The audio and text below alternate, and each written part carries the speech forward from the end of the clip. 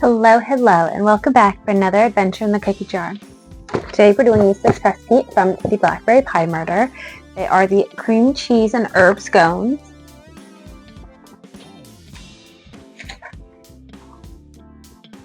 It does seem like a quick recipe. It does say you can make 12 large, 24 medium, or 4 to 5 dozen mini. We're just gonna, I don't know if we're aiming for the medium or the large. I'm gonna use an ice cream scoop to scoop them out, and we'll see how many we end up with at the end of it. You are going to want to preheat your oven to 425. You're going to want 3 cups of all-purpose flour, 2 teaspoons of cream of tartar, a teaspoon of baking powder, a teaspoon of baking soda, a teaspoon of salt, and half a cup salted butter.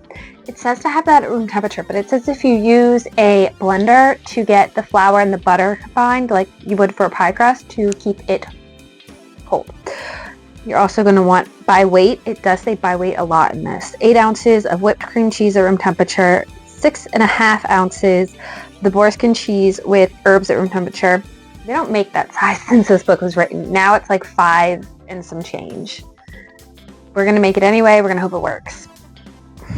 It says 2 large eggs beaten and a cup of sour cream.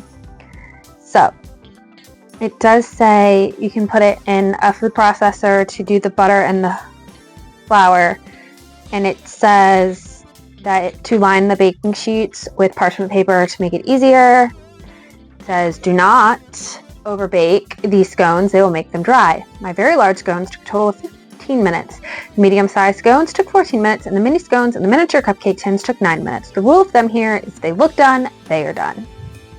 So, just to let them cool for 5 minutes and to take them off of the parchment paper, it says serve them in a towel-lined basket so they stay warm.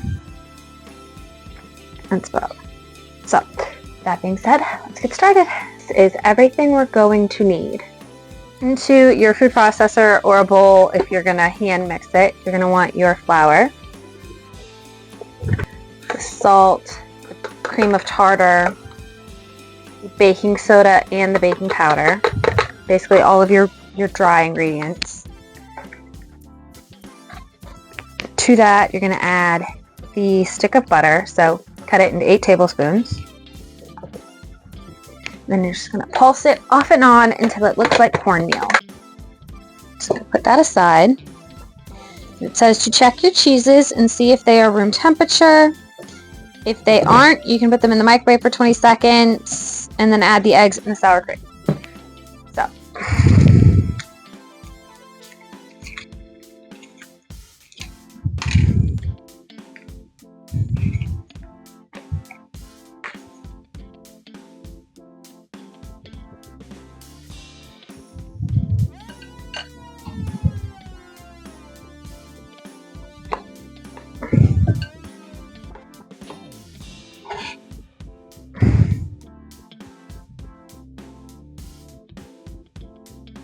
to this, we are going to add our eggs and the sour cream.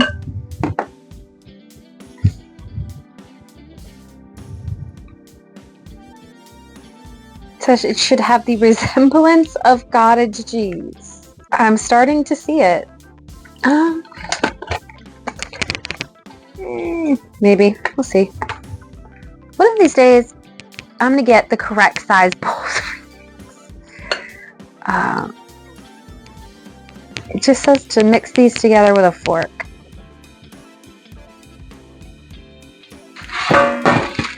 And drop the ice cream scoop idea. You have a large spoon. I'm not sure how large would be large. I don't know how much room to give these. I don't know what I'm doing.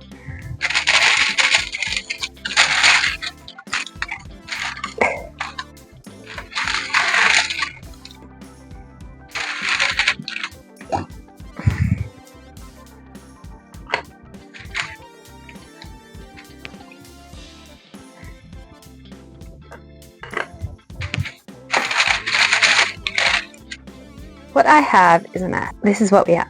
We're going to bake them for 12 minutes, possibly 15. We'll see what we get. This is what we have out of the oven.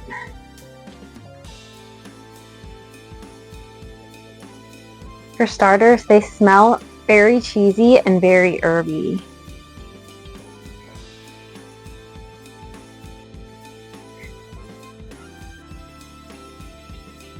I like the creaminess of the cheese is well balanced with the herbs. Neither one's like overpowering the other. They're light. They're not dry. They're a little salty. They kind of remind me of the Red Lobster cheddar biscuits you can buy in a box and make it home. Overall, I think they're really good. They were really easy to make. They're really quick to make. Next week, we will be making, I believe it's called a Rummy Tum Tum cake with the Rummy Tum Tum chocolate frosting.